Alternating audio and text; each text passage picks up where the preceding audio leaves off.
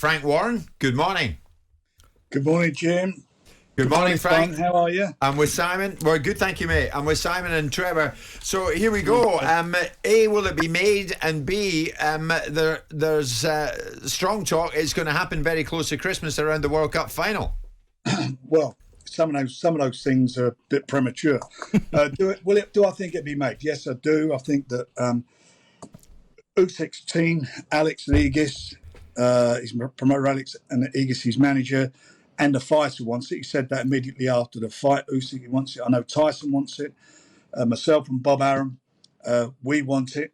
It's just going to be how we make it work financially. There are going to be big demands from both boxers, and quite rightly so. This is a unique event. It's the first time. I think it's the biggest fight, heavyweight title fight, probably since Ali Frazier. It's a huge fight in as much that both fighters are undefeated. All the belts are there to be won. And, you know, a lot of people got a split opinion about who will win this fight, which is great. But this is boxing's World Cup. This is our blue ribbon event, and we will make it happen. But where it takes place is going to be determined obviously by finance. Where it takes place, determined by finance. Are you telling us it would be in Saudi Arabia then, Frank? Well, look, at the end of the day, it's where the most money can be generated. But need it be, Frank? Need it be? There'd be a huge clamouring for that to be here, wouldn't there? There would, but where are you going to put it on? We can't put it on until next year. It's no good going to the Millennium Stadium. The Millennium Stadium doesn't hold the same amount of people as Wembley does. We can't generate the same sort of money. And if it's going to go on this event, it needs to go on.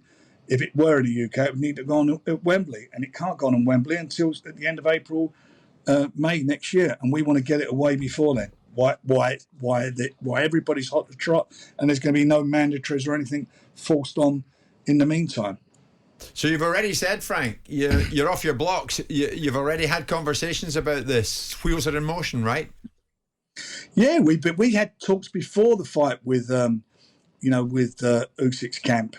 We met with them about 3-4 weeks ago. So there's no problem with them. And the good thing about this, there aren't rival TV companies involved.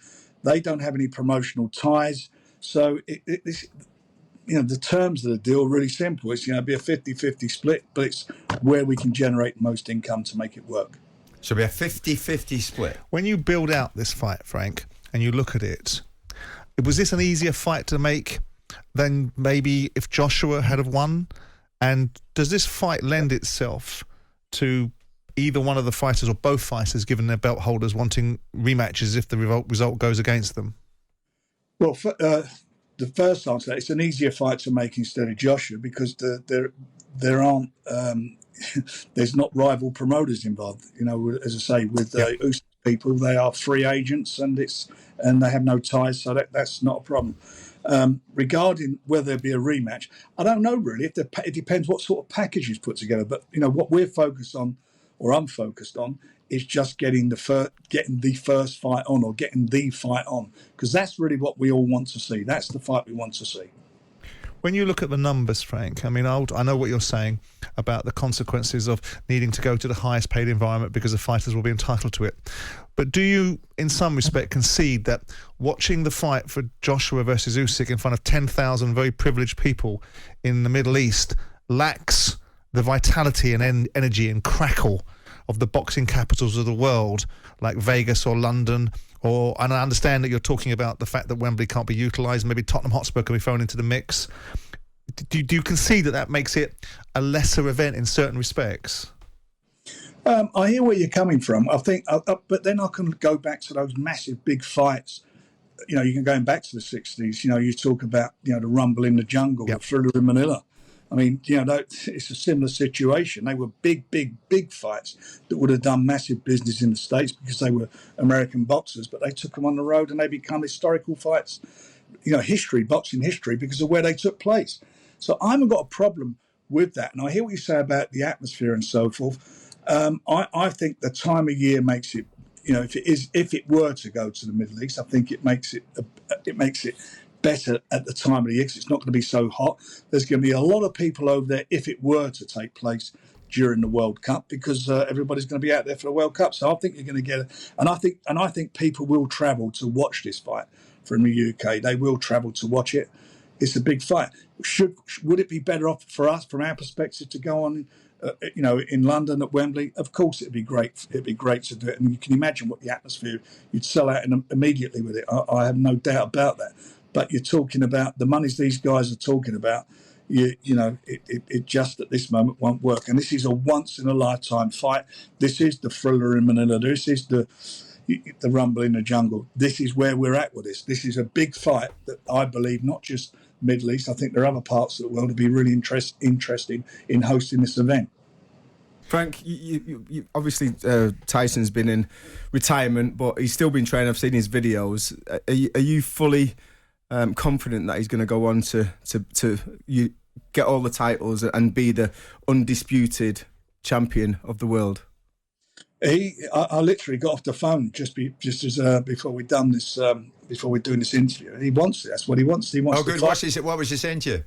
He's told me to get the fight done. And does he have a preference as to where?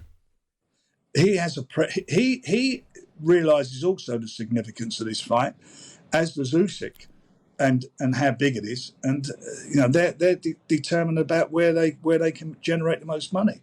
That's really where they're at. We're in the age of television. You can watch these events wherever they take place from around the world, and you can get, if it is the Middle East or that part of the world, then it's not going to be a problem getting it prime time on TV here. I mean, Tyson's had one fight back here. All these other fights have been on 4 or 5 o'clock in the morning from America.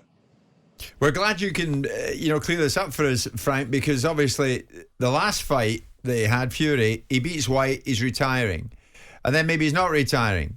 And he's maybe going to fight Chisora.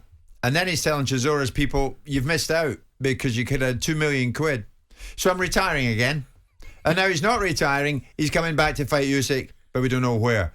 But you can categorically tell us in the last few minutes you've spoken to Fury and he wants to fight Usyk. Tyson has been telling me that he wanted to fight the winner of this fight for the last God knows how many months. I mean, we've been talking about that, and whilst the fight was on, we were talking. He was in Spain, and we were talking whilst it was on. He was looking at it, and he was even more up for the fight whilst he was watching it. I'm obviously biased. I really do think Tyson's got the beating of Usyk. I think Usyk's an extremely talented and good fighter. I think Tyson's got the beating of him, but Tyson, more importantly, thinks he's got the beating of him. So it's going to be, we get this on. This is going to be a huge, huge event. It's going to be, this is a fight that boxing fans want to see. Everybody wants to see this fight. And the other people, and the other camp, you're speaking to them. Has Usyk expressed a preference as to where? He obviously wants top dollar too. So does that mean all roads lead back to Jeddah? I'm sure he'd much rather have it on in Kiev, but that can't happen, can it? He's on the road. He fights on the road. He doesn't care where it takes place. He's on the road. You look at his fights. He fights everywhere. Unfortunately, except Ukraine. He's on the road fighting. Same as Lomachenko. To generate the money they need they can generate. They travel. I mean, what kind of money are we talking about, Frank? You can be conservative with your estimate here, but if it's 50-50, you're talking 40-50 million each. Oh, I think, Jim, that's socialist. That's not conservative. We're talking more than that. Talking more than that. You want to finish this, Sam? Yeah, no. Thanks, Frank, for this. I'm just pleased to hear that we've got rid of the charade that Tyson Fury isn't going to fight again. And we've got to the point now that he's going to fight Usyk. I'm with Frank. I believe that he will do everything to Usyk that Anthony Joshua wasn't able to do, stylistically and competency-wise. I'm just very interested from Frank's point of view as to where this leads, because somewhere along the line, if Anthony Joshua stays in the mix, there's going to need to be a redemption from his point of view. And if these two guys fight, can you see an opportunity when I believe Tyson Fury wins that fight, that he gives Anthony Joshua a shot at redemption? Well, that may be that's something Tyson will have to decide whether he wants to do that. But he's got to earn redemption. He's coming off of 2 losses, two significant losses. For me, if he wants to get redemption, fight a Daniel Dubois or a Joe Joyce. who happen to be your fighters.